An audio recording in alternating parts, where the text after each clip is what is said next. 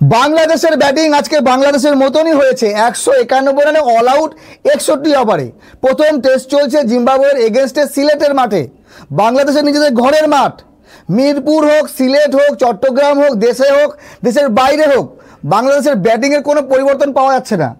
বিষয় হলো প্লেয়ার পরিবর্তন হয়ে গেছে। ভালো একটা দল এতদিন প্র্যাকটিস করার পর এই দলটার ব্যাটিং পারফরমেন্স এই টসে জিতে ক্যাপ্টেন শান্ত ব্যাটিং নিয়েছে। নিশ্চয়ই ব্যাটিং করার জন্য সহায়ক পিচ, ব্যাটিং পিচ, সেখানে 191 রানে অল আউট। এই মুহূর্তে আমি ভিডিও বানাচ্ছি, ওয়েস্ট ইন্ডিজ 6 ওভারে 34 রান করে ফেলেছে অলরেডি। 250 রান তো লাগতো প্রথম ইনিংসে, মিনিমাম 250, 275 বা 300 রান।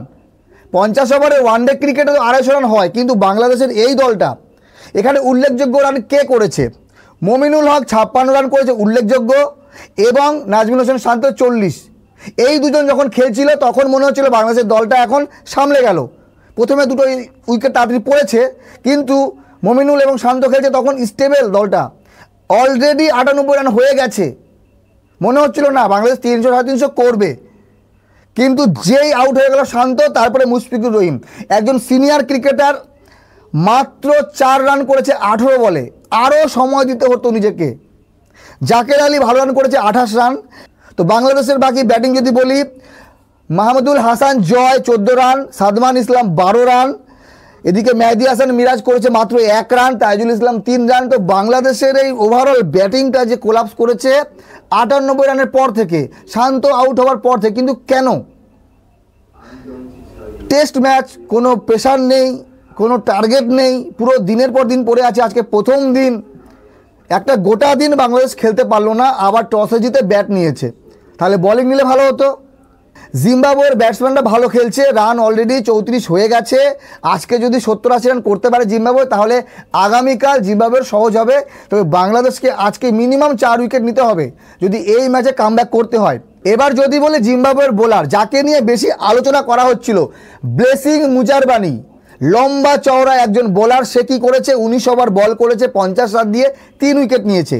তার থেকে আমি মনে করি ভালো বল করেছে মাসাকারজা, 10 ওভারে 21 রান 3 উইকেট। তার সঙ্গে ওয়েসলি মাধাবেরে মাত্র 3 ওভার বল করে 2 রান দিয়ে 2 উইকেট নিয়েছে, আর ভিক্টর নিয়েছে 2 উইকেট। তো ওয়েস্ট ইন্ডিজের এই ছিল বোলিং, আর বাংলাদেশের ছিল এই ব্যাটিং। তো এবার ম্যাচের পুরো প্রেশার চলে এসছে বাংলাদেশি বোলারদের ওপর, তাদের কাঁধের ওপর, যে তারাই ম্যাচ জেতাবে। কিন্তু কি করে? রানই তো নেই। 250-300 রান থাকলে তাদের একটা সাহস থাকতো যে ভাই রান আছে, আমরা বল করব, ম্যাচ জিততে পারবো, বা প্রথম ইনিংসে আমরা কন্ট্রোল করতে পারবো। তো বাংলাদেশের ব্যাটিং সমস্যা আরও একবার সবার সামনে আসলো। এইভাবে ব্যাটিং করলে টেস্ট ম্যাচে কমসে কম জেতা যাবে না। মিনিমাম 150-200 বল খেলে 50 রান 60 রান করো, নিজেদেরকে প্রমাণিত করো যে ভাই হ্যাঁ আমাদের মানসিকতা আছে টেস্ট ম্যাচ খেলার। মানসিকতা টি-20 এবং ওয়ানডের থাকলে টেস্টে কোনো উন্নতি আর হবে না।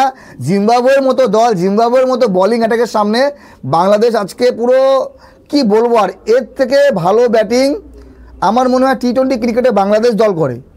কিন্তু টেস্ট ক্রিকেটে আসলে কি হয় কমেন্ট করে জানাবেন। এই ম্যাচে কি বাংলাদেশে কোনো আশা আছে? যদি দ্বিতীয় ইনিংসে বাংলাদেশ দুর্দান্ত কামব্যাক করে তাহলে।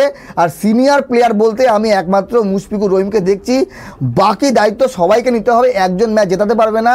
যদি বাংলাদেশকে এই ম্যাচে কামব্যাক করতে হয়, অবশ্যই 5-6 জন ব্যাটসম্যানকে দায়িত্ব নিতে হবে।